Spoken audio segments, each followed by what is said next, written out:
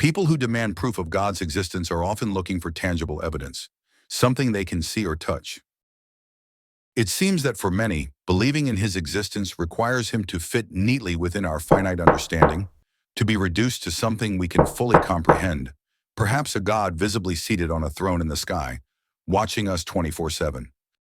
But if God were to appear as a visible figure in the sky, constantly watching our every move, I can't help but wonder what life on earth would be like. It would likely feel oppressive, perhaps even unbearable. We might live in constant fear rather than freedom. In Bye, the end, honey. fear will drive our actions instead of our own free will, and God does not intend to be reduced to a mere master of puppets. Many struggle to believe in God because they feel that prayers don't work. Our concept of God is often closer to that of a genie, someone who can satisfy our every whim and desire.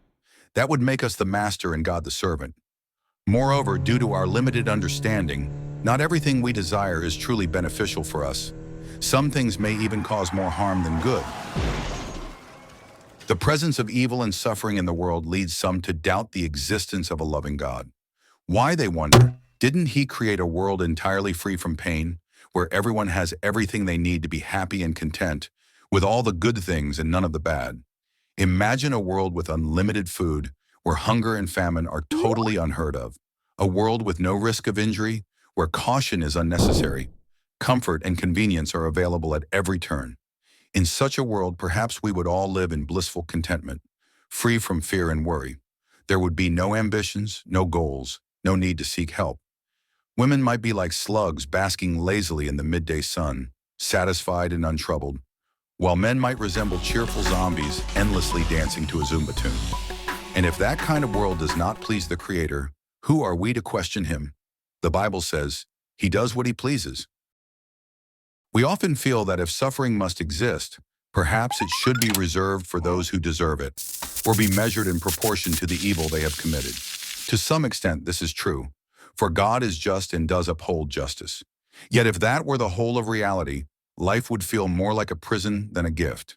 And in such a world, we would never truly behold or experience the fullness of God's other attributes, such as his mercy and grace.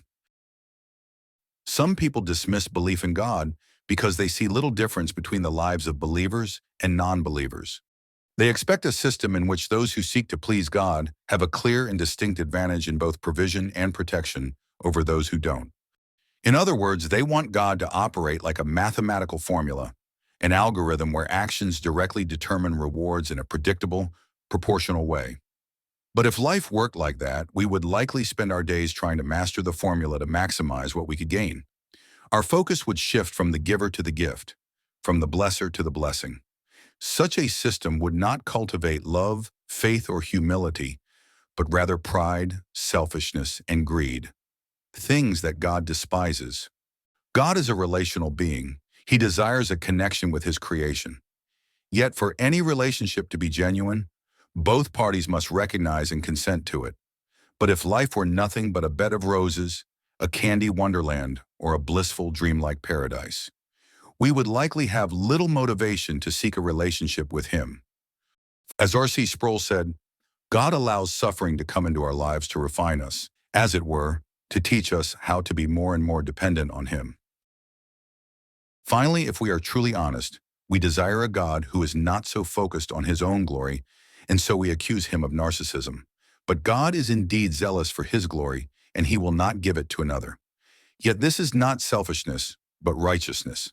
It would be unjust and untruthful for God to direct people's attention to anyone or anything as the source of complete and lasting joy and fulfillment. His glory is the highest good, the source of life, and the very reason we exist. To pursue his glory is not pride, but love, for in exalting himself, he invites us to share in his joy. Ultimately, the God we want is not the God we have. Instead of attempting to comprehend God on our own terms and turning away when he doesn't conform, we should approach him with humility. Proverbs 3:7 says, "Do not be wise in your own eyes. Fear the Lord and shun evil." Stop assuming God's role and then questioning his ways with his creation. Both James 4:6 and 1 Peter 5:5 say, God opposes the proud, but gives grace to the humble.